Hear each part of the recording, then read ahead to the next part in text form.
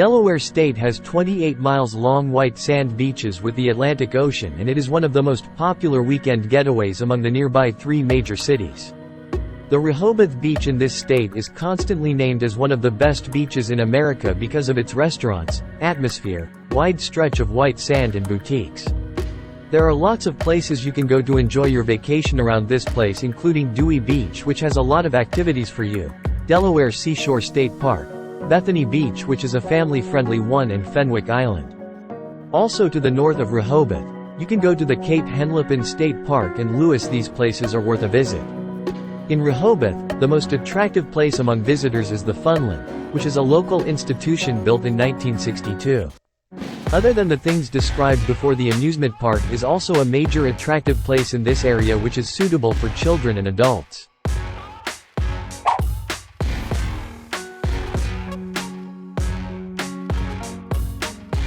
Namur Mansion in Wilmington was built in the 1900s, and it was a gift from Alfred DuPont to his wife Alicia. This mansion has 77 rooms with beautiful gardens, and these French gardens are the largest in North America. This place has meadows, woodland, and 200 acres of lawns. In this place, there is a long walk to the reflecting pool, and the intermittent jets of water in there shoots water into the air. Also, the chauffeur's garage in this place has a collection of vintage automobiles. According to the above details, this place is one of the top-rated tourist attractions in Delaware. 1600 Rockland Road, Wilmington, Delaware is the address of this place in case you are planning to visit this place.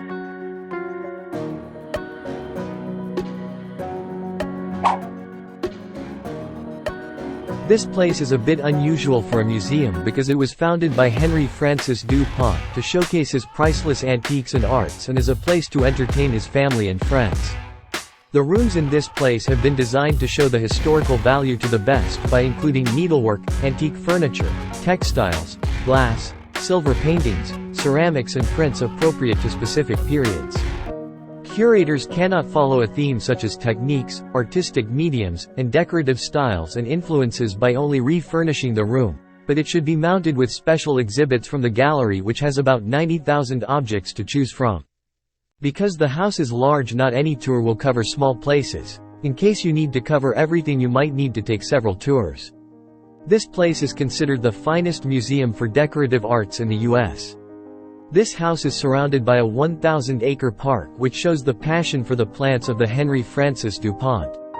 In this place for trees and plants, he created a botanical garden using plants and trees from all around the world by focusing on their color and blooming season, so that through late winter to late fall the garden will be beautiful.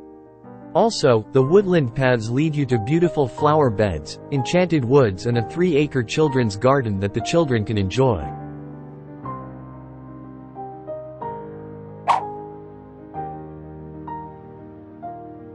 People who love to watch aircraft will love to visit this place because of its vintage plane collection from 1941. In this place, you can understand and see the airlifting, air refueling, and history behind the Dove Air Force Base. This aircraft display has more than 30 aircrafts for your display, including C-133 Cargomaster, C-141B Starlifter, C-124 Globemaster, and C-130 Hercules. Also, you can get into these aircrafts by climbing the ladder and getting the feeling.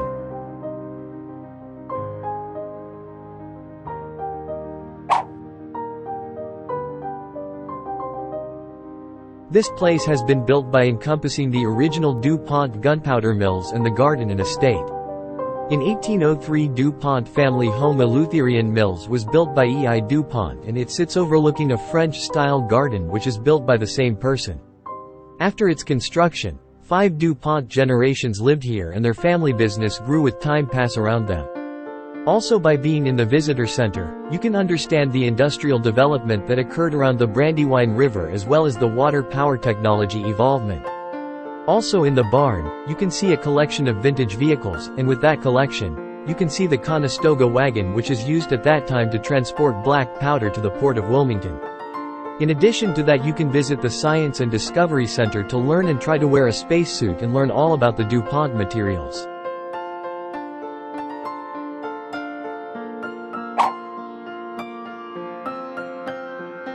The Delaware Art Museum mainly focuses on American artworks from the period, 19th–20th century and mid-19th century English pre-Raphaelite art. This museum is famous for its collection of papers and works of Howard Pyle, who is a famous American artist.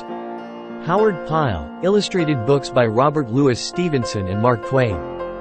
Famous artist Pyle is best known for ethereal mystical etchings, paintings of mythological and medieval chivalry scenes, drawings, and for the images of pirates for Treasure Island. Also, you can see his original works alongside with Norman Rockwell in Maxfield Parrish. Among these collections, a major highlight is the complete cycle of murals which is painted by Pyle. It is displayed as intended in an intimate room. Among the other things in the collection, the most attractive items include posters of American poster designers and metal and jewelry works made by British craftsmen. When you are approaching the building, the most eye-catching thing is the Dale Chihuly arrangement of brilliant glass flowers. It can be seen from the atrium of the museum. Also between the two buildings, there is a walkway that allows you to have a close-up view of the flowers. Other than those in the above, there is the Copeland Sculpture Garden, which is highlighted with 3 rectangles horizontal jointed gyratory 3 done by George Rickey and Tom Otterna's 13-foot crying giant.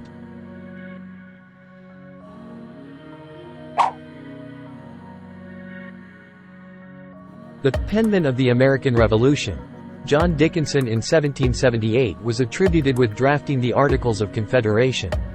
In this farm complex, there is the 1740 brick house of Dickinson's, outbuildings and a slave tenant house in Dover.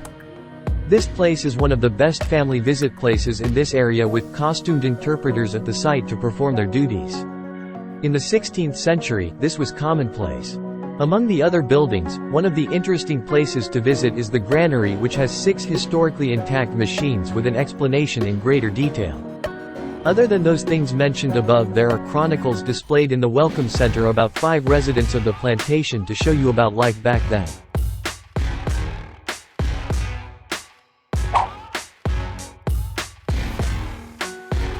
This state park has spread around 933 acres and is an important place for wildlife and birds. Among the other things to do in the park, there is the Brandywine Zoo, which specializes in South and North American endangered species. Because of the walking sensory trial, this place is ideal for visually impaired visitors to enjoy nature. In this Brandywine Creek, there is a variety of species including smallmouth bass, crappie and bluegill, so make sure that you have packed your fishing rod before leaving for this place. Also, in addition to that, the other things you can do in this place include kayaking, tubing and canoeing. There are local outfitters to help you if you have forgotten to bring your gear. The most popular activities among the visitors are walking, hiking and running in this park. Also for the hikers, the best trails are Rocky Run and Brandywine Trail because the trail takes you along the creek.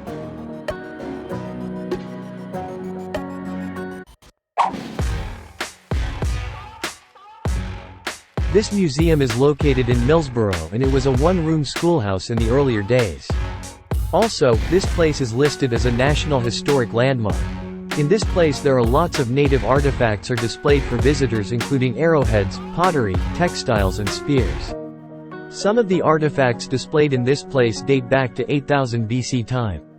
This museum is a great place for visitors to gain knowledge about the Nanticoke tribe.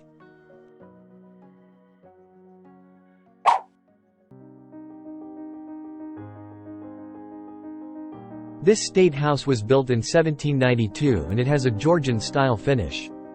This state house contains the governor's ceremonial and presentation office, the legislative chambers and the courtroom belonging to the 18th century.